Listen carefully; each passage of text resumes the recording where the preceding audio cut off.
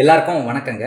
இந்த வீடியோவில் நம்ம பார்க்க போகிற டாபிக் என்ன அப்படின்னா, மிருத்யு நட்சத்திர சூட்சுமங்கள்.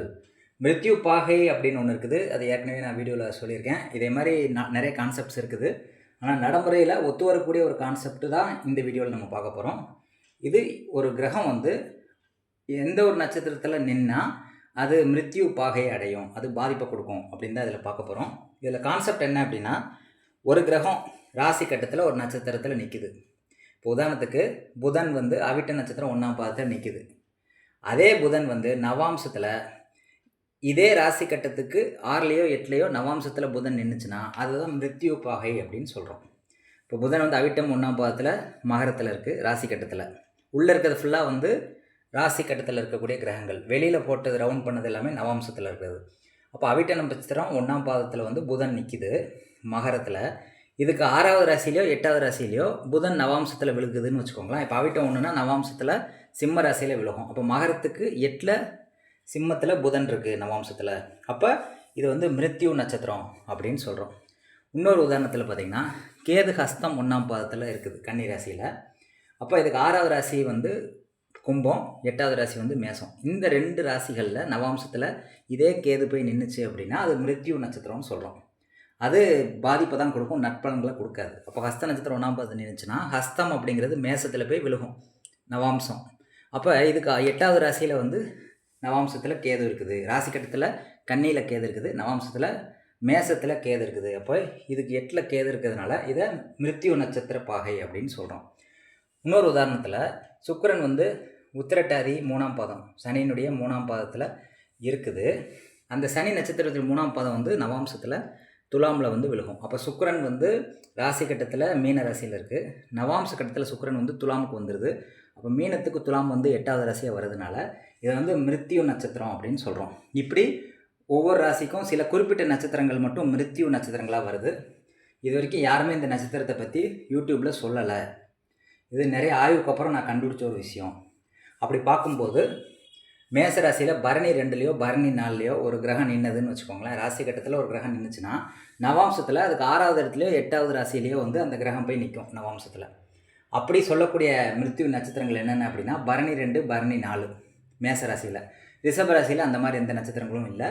மிதுனத்தில் பார்த்திங்கன்னா மிருகசீடு 4, திருவாதிரை 2, இந்த 2 நட்சத்திர பாதங்கள் தான் 6, 8ஆக வரும் நவாம்சத்தில். அதில் எந்த கிரகம் நின்னாலும் நவாம்சத்தில் அது 6வது ராசிலையோ 8வது ராசிலையோ போய் நிற்கும். அதே மாதிரி கடகத்தில் பார்த்திங்கன்னா ஆயில்யம் 1ஆம் பாதம், ஆயில்யம் 3ஆம் பாதம், இதில் என்ன கிரகம் நின்னாலும் அது மிருத்யு நட்சத்திரமாக எடுத்துக்கிறோம். அடுத்து கன்னியில் வந்து உத்திரம் 3, ஹஸ்தம் 1, இதில் என்ன கிரகம் நின்னாலும் அது மிருத்யு நட்சத்திரம் அப்படின்னு சொல்கிறோம். அதாவது துலாமில் பார்த்திங்கன்னா விசாகம் 2, சுவாதி 4, இந்த 2 நட்சத்திர பாதங்களில் எந்த கிரகம் நிற்கிதோ அது வந்து மிருத்யு நட்சத்திரமாக மாறுது. அதுக்கு 8வது இடத்துலையோ 6வது இடத்துலையோ நவாம்சத்தில் போய் நிற்கும் அந்த கிரகம். அப்போ அது பாதிப்பை தான் கொடுக்கும்னு சொல்லப்படுது.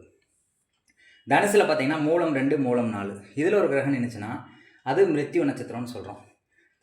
திருவோணம் 3, அவிட்டம் 1, இதுலேயும் இந்த 2 நட்சத்திர பாதங்கள்லையும் கிரகம் நின்றுச்சுன்னா எந்த கிரகம் நின்னாலும் அது வந்து மிருத்யு நட்சத்திரமாக மாறுறதுனால நற்பண்களை செய்யாது.